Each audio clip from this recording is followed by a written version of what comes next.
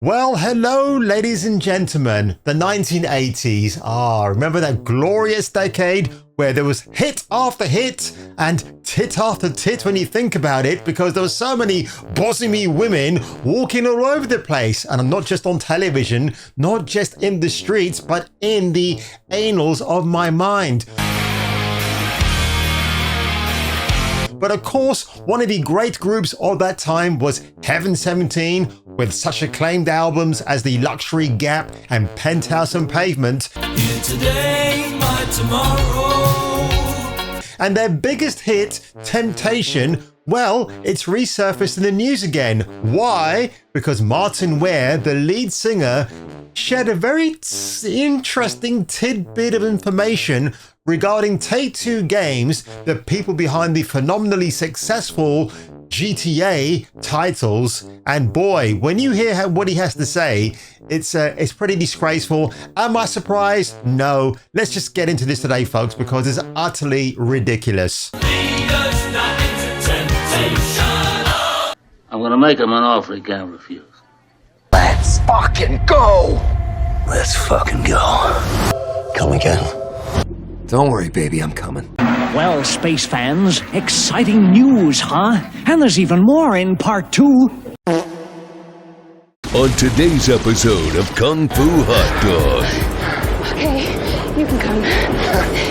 Are you coming? Kind of busy right now. And I'm coming for it, Ken. I'm coming for the fucking money, you piece of shit.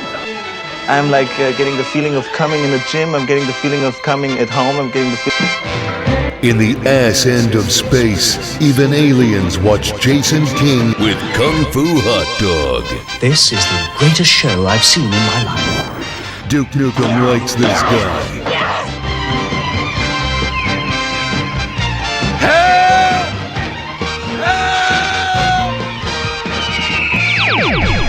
Approved by 1970s Robert Redford. So frontman for Heaven 17, Martin Ware, revealed recently on his YouTube channel that Take-Two wanted to buy out his song Temptation for, wait a minute, $7,500 US. What's ridiculous about this? Take-Two themselves are worth almost $28 billion. And you're trying to tell me that they couldn't just give Martin Ware a really good deal where he can't be cheated out of royalties? It's so awful when I hear this, actually. It makes me sick to the core. As much as I love video games, I think the people who run them are just a bunch of shysters, basically.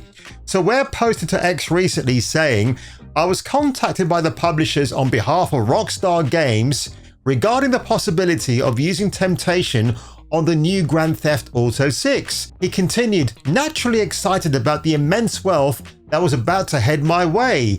I scrolled to the bottom of the email regarding the offer, where then revealed it was $7,500 for a buyout of any future royalties from the game, forever. To put this in context, Grand Theft Auto 5, I think that's what he meant to say, grossed, wait for it, $8.6 billion. But think of the exposure. Go F yourself, he concluded, which is fantastic. So it's true. Now, of course, he might have predicted what Grand Theft Auto 6 might make on its eventual release. And of course, people are still scrutinizing that game very slowly. Is there going to be any woke DEI agenda? I will say yes, there probably is going to be, but it might have a cutting edge to it. It might be done on purpose just to troll people like me and others who can't stand that forced ideology in entertainment. But this is a brand new Rockstar, so I don't know if I can really trust them at the moment. Again, when you got a company like Take-Two at the helm, what else were you expecting, right? A remastered version of the song also appeared back in 2017 and has obtained over 838,000 views on YouTube, which is pretty amazing, actually.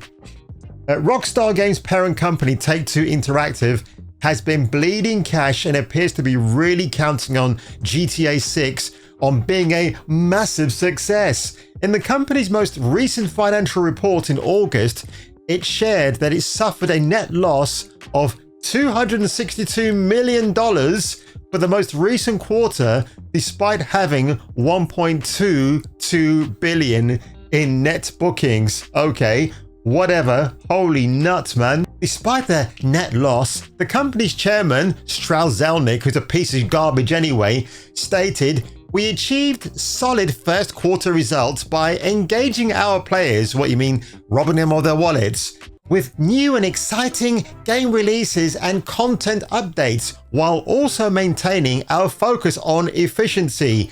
Our management team remains confident in our path forward, and we are reiterating our net bookings outlook for the year of $5.55 to $5.65 billion.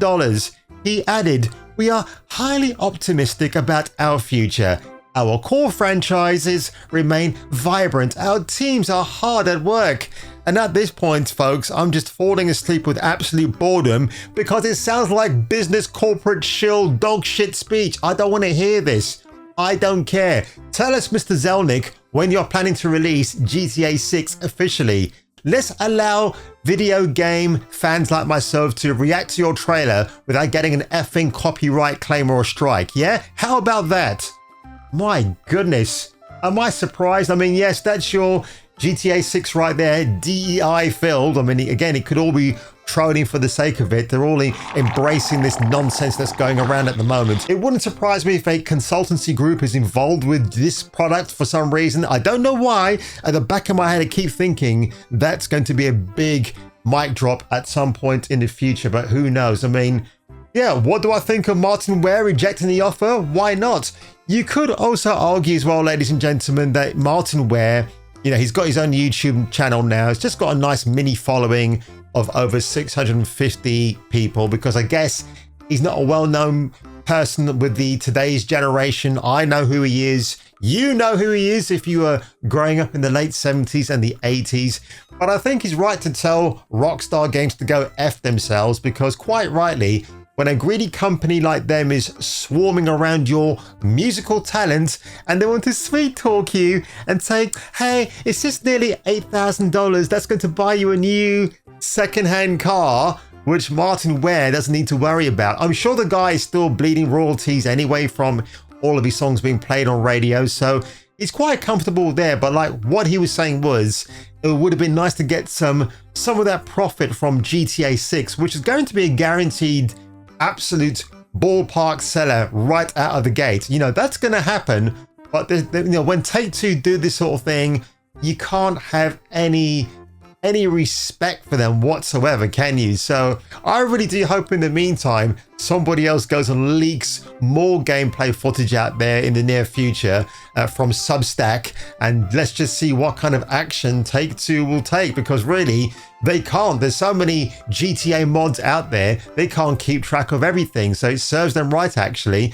And they got GTA 5 online anyway, so they're making enough doodahs out of that. And speaking of doodahs, folks, if you enjoyed this video today, make sure you hit the like button below, smash that subscribe button, and if I were you, and if you were me, and if you feel a bit of temptation replays, well, I'm going to put some of that in my video. I'll catch you returning for the next video.